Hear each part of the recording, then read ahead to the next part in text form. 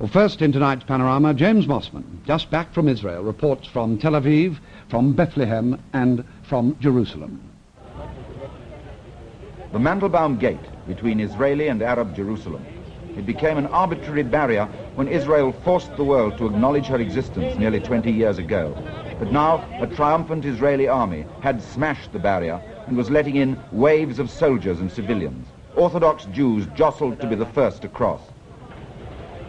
On this day, fighting was still going on sporadically on what Israel was already calling the former Arab side. But a straggle of newsmen went in, along with the faithful, following the obscene rubble that lies in the wake of a conquering army. A violence settling on the air in a dust of humiliation and ugliness.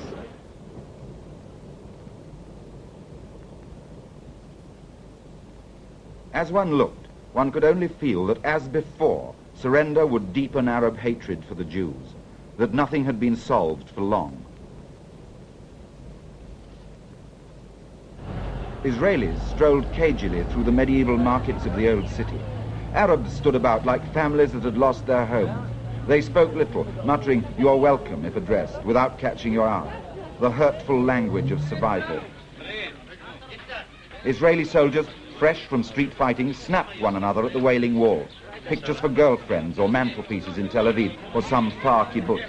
They were elated and still coiled like violent springs, ready to unwind a little more to deliver the last blow against Syria. Andrew Mulligan spoke to them. What will happen if, by any chance, by later agreement, you have to move out? Never. You're not going to move out. No, I was born here. I think it's one of the greatest things we ever done. 1 minute, come on. I was born 5 minutes from here, from the old city, and this was my dream for 20 years to see this place. And I think we will not give it back, never. It will be international for all the religions in the world, for all the people in the world, I think. This must be a holy place for all the people in the world. What's going to happen to all the Arabs here? They'll have all freedom like the Arabs that they have in Israel. What do you mean is, do you think that Jerusalem is going to eventually be an international city or what? We hope so, that it will be international for the Jews, Arabs and Christians. What, a city like Berlin? Well, I don't think of Berlin, no, not like Berlin, no.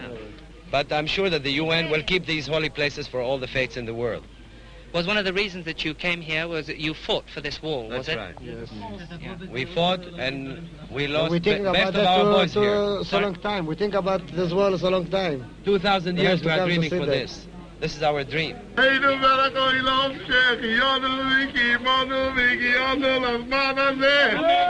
wall, one of the Jews' most emotive holy places, will now almost certainly remain inside a united Jerusalem, capital of Israel. Soldiers who had stopped to pray at the Wailing Wall were amongst those who sped on to occupy the west bank of Jordan.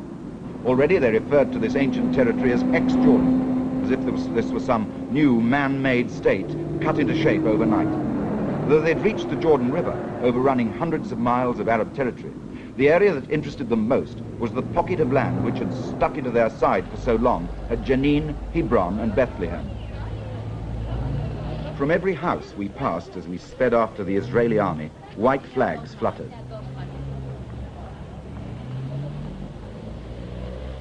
In Hebron, an Israeli officer displayed the articles of surrender, signed by the Arabs 6 hours earlier, though no Jordanian troops had remained.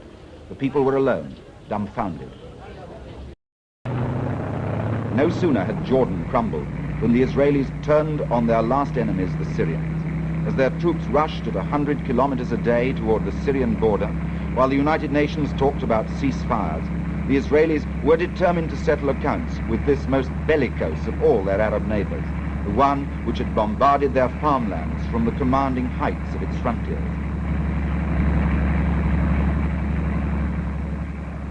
French-built Israeli jets pounded Syrian gun emplacements, softening them up for the assault by the Israeli army. Meanwhile, the Syrians claimed that the Israelis were breaching an agreed ceasefire.